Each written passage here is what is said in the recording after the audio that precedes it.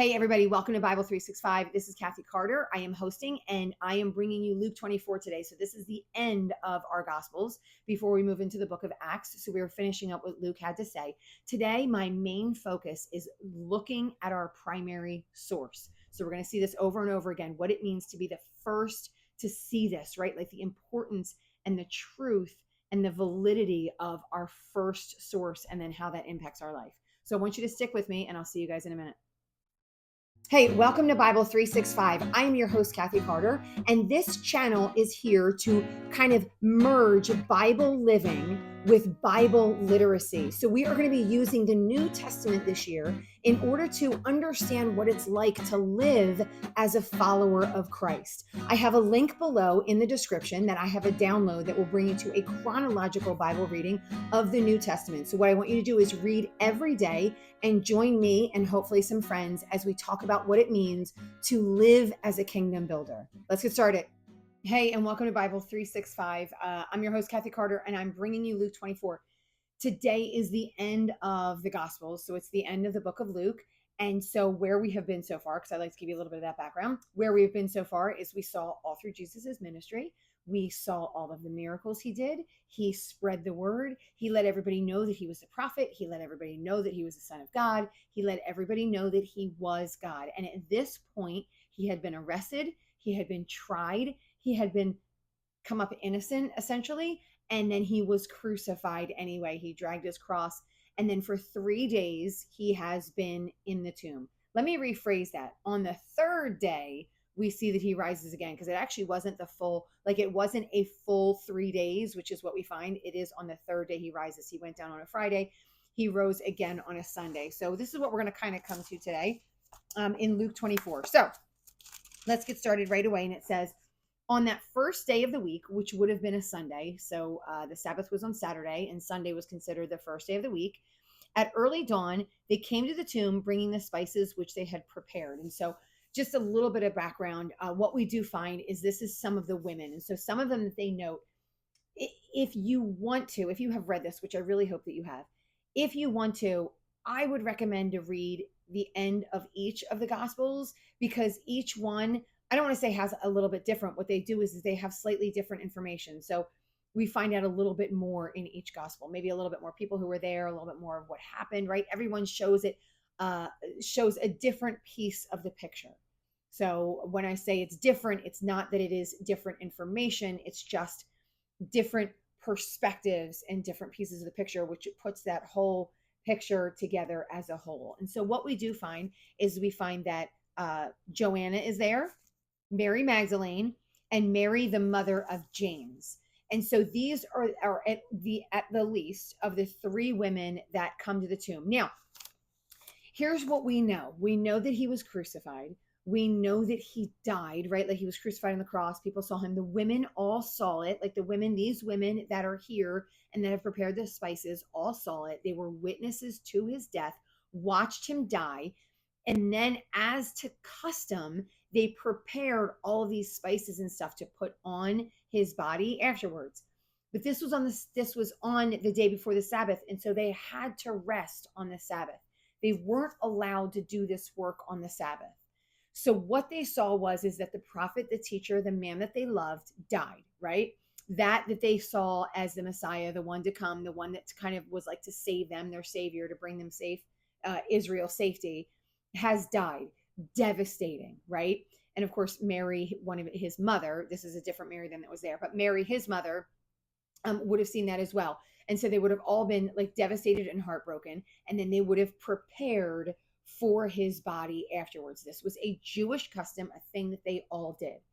So afterward, they couldn't do anything on the Sabbath. So the day after, they show up at his tomb. And so they're going to go to his tomb. They're going to probably ask that stone be rolled away so they could go in and do stuff to the body, right? Like prepare it with spices, make it smell good, like things like that. So these were all the things they're supposed to do. So when they get there, they show up there and they see that the stone is already rolled away. So it would have been a surprise. Like who else would have come, right? Like they were, what we probably know is after, what we know is some people scattered, but some people like were all staying together. Like it seems like the apostles and the women were all like sort of staying together at a place, right? Like at a location, probably mourning him because they didn't understand that what he went through was what he had to go through in order to follow through on all of the scriptures. And so they would come and they would go, who could have we were all together, who could have possibly rolled this stone away? And then they go in and there's no body in there. And so now they're even more. Now, this is interesting because what it says is it doesn't say they're scared. It doesn't say they're worried. It doesn't say they're devastated. It says that they were perplexed. So they were confused. Why would the stone be rolled away? Why would the body be gone? So there's some confusion there. Now, once we see that, it says they see these two men. So it says two men suddenly stood near them in dazzling clothing. And as the women were terrified, so now they're scared because they see these two men in dazzling clothing. And I don't think it's because it's two men. I think it's because the dazzling clothing, I think when we see this, and we've seen this in other areas, it usually it denotes maybe like an angel, some kind of angelic or heavenly being has shown up in this area. And so they would have understood this is not in the nature of anything that we've seen so far. And so they're scared because of that. And I want to make these notes because I like to, at this kind of stage, round two, which this year is round two, I really want to kind of get a deeper understanding of like the importance of some of these things and then how it affects us, right? So there's a reality that there were some kind of angelic beings. Now, I don't want to negate when someone goes, oh, that really nice woman that I saw that told me some really sweet things. She might have been an angel in disguise. Maybe. I don't want to take anything away from that because I'm not at that stage in my life, in this stage of the game, where I'm going, it's clearly this and it's absolutely not that, right? Like right now, I'm kind of going, there are these possibilities of things that I've never seen before.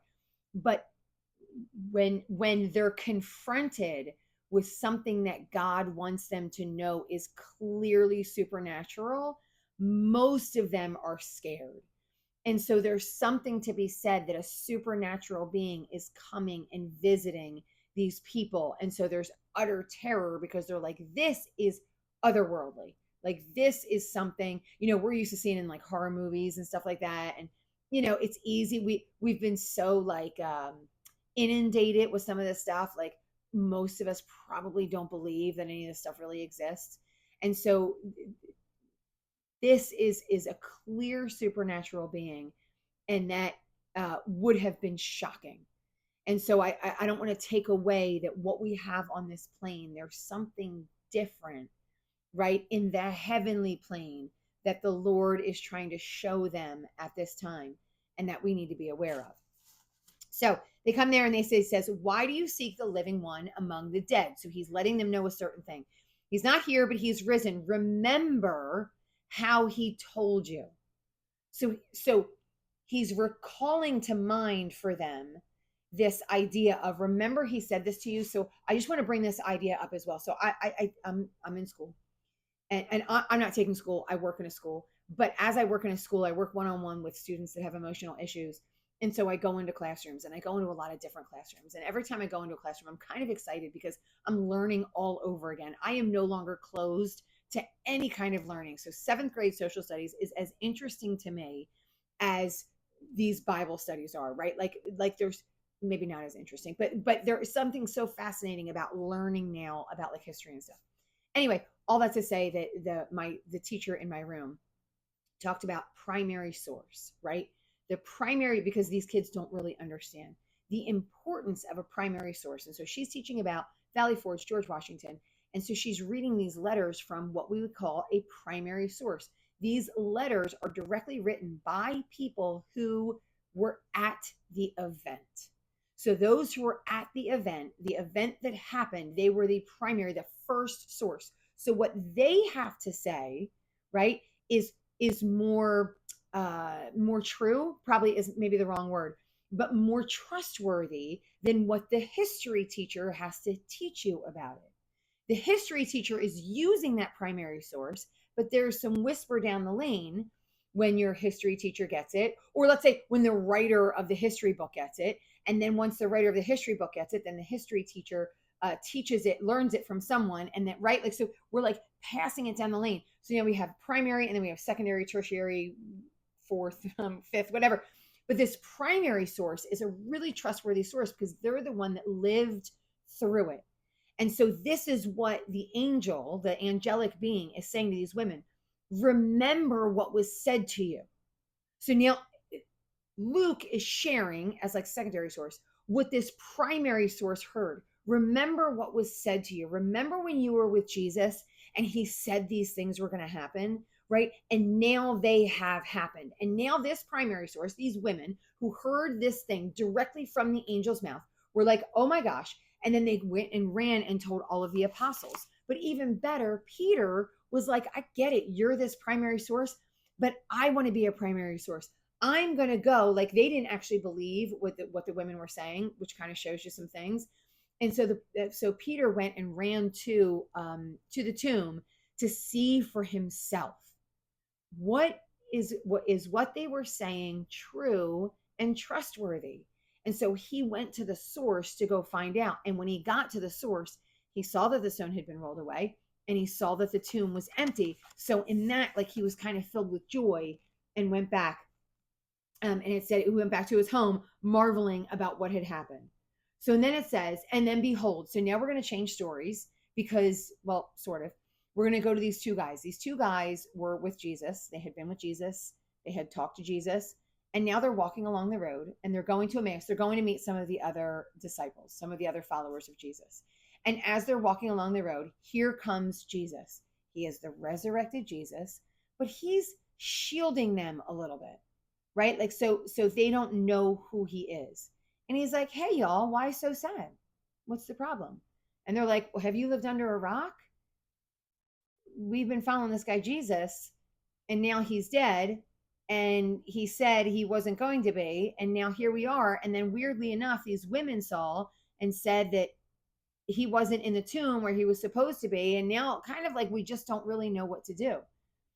And so Jesus was like, hey, foolish guys. And he still hasn't revealed himself yet. Let me tell you all of this about Jesus. So then he said to them, oh, foolish men and slow of heart to believe in all that the prophets have spoken. So again, right now, Jesus has closed their eyes to the fact that he's Jesus, but he didn't close their eyes to all of the information that they had been given. But he can see that they're sad.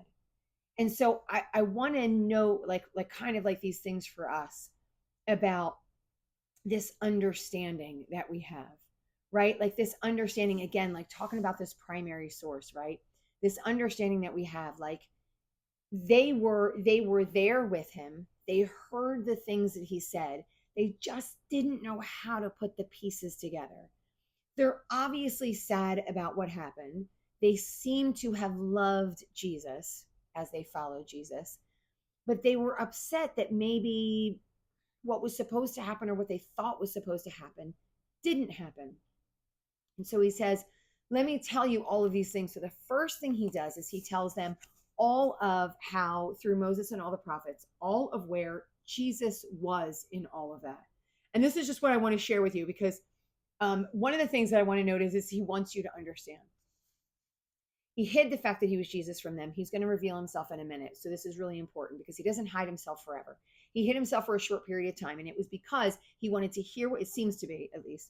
He wanted to hear what they had to say, right? He probably wanted to hear their understanding of what they already knew and why that mattered, why they were sad, right? Why they were reacting the way they reacted. And then he wanted to give them information. What are they going to do with this information, right? Like, how are they going to handle and respond to this information? Because he's calling them foolish because they didn't put those pieces together before. But now he's like, now I'm going to construct this whole thing for you, right? He wants us to understand. So then they had the Old Testament. They went to temple every Saturday and they learned about the Old Testament. They read from all the scriptures. Somebody, right, the rabbi would open up the scrolls and read from all of the scriptures so they would understand those things.